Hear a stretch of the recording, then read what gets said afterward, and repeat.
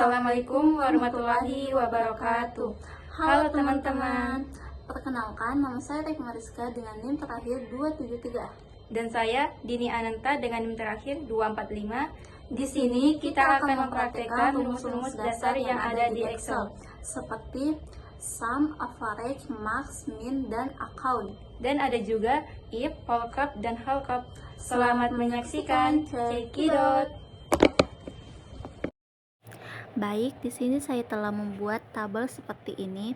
Di sini saya akan menjumlahkan nilai mata pelajaran matematika, bahasa Indonesia, IPA, IPS, dan juga bahasa Inggris. Dan rumus yang digunakan adalah sum. Kemudian ada nilai rata-rata di sini. Nilai ini akan dirata-ratakan. Kemudian nilai terbesar. Kita cari nilai terbesarnya di mana, nilai terkecil, kemudian jumlah data. Baik, kita akan bahas satu persatu. Yang pertama di rumus sum atau penjumlahan. Untuk memulai sebuah rumus, kita harus memulai dengan tanda sama dengan. Untuk penjumlahan, kita gunakan dengan sum.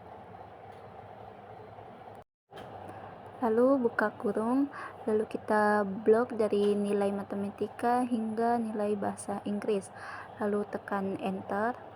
Nah, nilainya sudah muncul seperti ini. Lalu kita klik 2 kali pojok kanan bawah, nilainya akan muncul secara otomatis. Nah, kita pindah ke rumus nilai rata-rata atau average. Kita ketik sama dengan, lalu ketik average, lalu buka kurung, lalu kita blok lagi seperti tadi, lalu tekan enter. Nah, lalu kita klik 2 kali lagi pojok kanan bawah, nilainya akan muncul juga secara otomatis. Nah, lalu kita pindah ke rumus terbesar atau max. Kita lakukan seperti tadi, kita ketik sama dengan, lalu ketik max, buka kurung, lalu kita blok lagi seperti yang tadi kita lakukan pertama dan kedua. Setelah itu tekan enter, lalu kita tekan lagi klik lagi 2 kali. Nah, seperti itu ya teman-teman. Terus kita pindah lagi ke rumus min.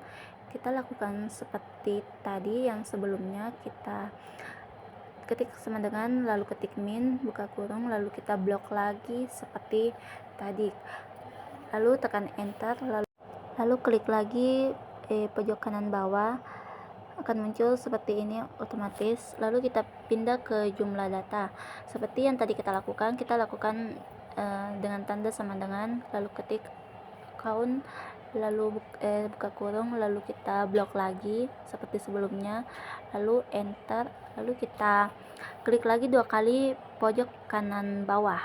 Nah, ini hasilnya seperti ini ya teman-teman. Jadi kita akan masuk ke rumus if. Di sini sudah terdapat tabel dan di sebelahnya lagi terdapat tabel yang bisa kita jadikan sebagai tabel referensi. Baik, kita akan mulai dengan kolom kelulusan. Pertama-tama bisa teman-teman lihat di tabel referensi, jika nilai lebih dari 80 dinyatakan lulus dan nilai di bawah 80 dinyatakan tidak lulus. Jadi untuk rumusnya yaitu pertama, ketik sama dengan, lalu ketik if, lalu buka kurung, lalu blok nilai 96, lalu ketik lebih dari 80, lalu klik titik koma. Oh ya teman-teman, di sini kita bisa menggunakan koma atau titik koma, tergantung dari laptop atau komputer kalian. Kebetulan laptop yang saya gunakan memakai titik koma, jadi saya menggunakan titik koma. Lalu klik tanda petik, lalu ketik kata lulus. Setelah itu klik lagi tanda petik, lalu titik koma, lalu ketik lagi if, lalu buka kurung, lalu blok lagi nilai 96,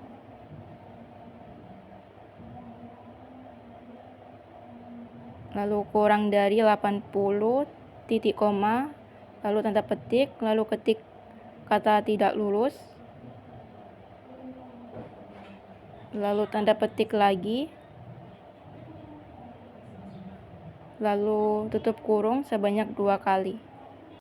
Setelah hasilnya muncul, klik pojok kanan bawah, lalu klik 2 kali agar data-data di bawahnya muncul secara otomatis. Untuk kolom predikat, rumusnya sama seperti tadi, bisa teman-teman lihat di tabel referensinya di bagian kolom predikat. Jadi langsung saja, rumusnya yaitu pertama, kita klik sama dengan, lalu ketik if, lalu buka kurung, lalu blok nilai 96, lalu lebih dari sama dengan 90, titik koma, lalu tanda petik A, lalu tanda petik lagi, setelah itu titik koma, lalu ketik lagi if, buka kurung, lalu blok nilai 96, lalu ketik lebih dari sama dengan 80,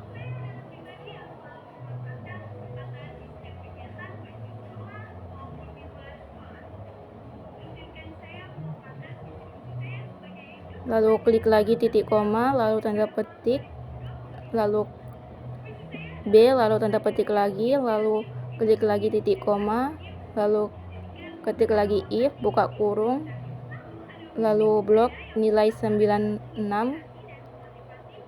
lalu klik kurang dari 80, titik koma, tanda petik, lalu C, lalu tanda petik lagi, lalu klik tutup kurung sebanyak 3 kali.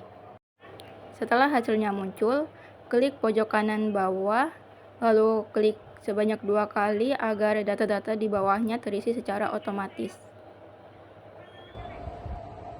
Nah, sebelum kita memasuki ke rumus VLOOKUP dan VLOOKUP, teman-teman sudah tahu tidak apa itu VLOOKUP dan VLOOKUP?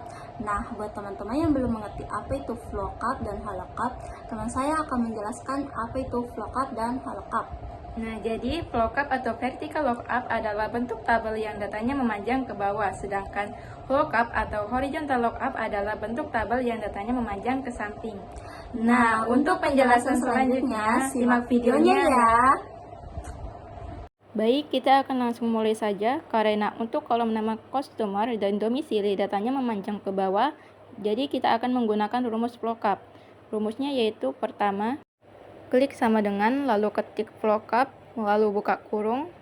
Setelah itu, blok nomor pemesanan yang di sebelahnya yang 106, lalu kita ke tabel sebelahnya atau tabel bantuan, lalu blok nomor pemesanan sampai Bandung. Setelah itu, kita tekan F4 agar datanya terkunci, lalu klik titik koma, lalu setelah itu ketik angka 2 karena nama customer berada di kolom kedua, lalu klik angka 0, lalu tutup kurung. Setelah itu, kita klik pojok kanan bawah, lalu klik 2 kali agar datanya bisa terisi semua sampai ke bawah. Untuk kolom bagian domisili, rumusnya sama seperti tadi, yaitu pertama, klik sama dengan, lalu ketik VLOOKUP, lalu buka kurung, setelah itu blok nomor pemesanan yang 106, setelah itu kita pindah ke tabel berikutnya, lalu blok nomor pemesanan dari nomor pemesanan sampai Bandung.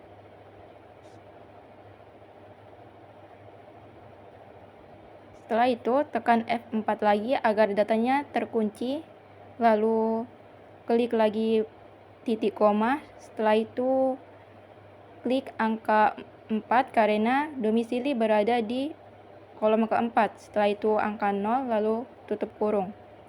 Setelah hasilnya muncul, kita tekan lagi di pojok kanan bawah, lalu klik 2 kali agar data-data di bawahnya muncul secara otomatis. Untuk kolom lama pengiriman, karena data dari tabel bantuan memanjang ke samping, jadi kita akan menggunakan rumus VLOOKUP. Langsung saja rumusnya yaitu klik sama dengan, lalu ketik VLOOKUP, lalu buka kurung, lalu blok Palembang, lalu titik koma, lalu kita blok kota sampai ke 3 hari. Lalu kita tekan F4 untuk mengunci datanya, lalu ketik 2 karena karena lama pengiriman berada di kolom kedua.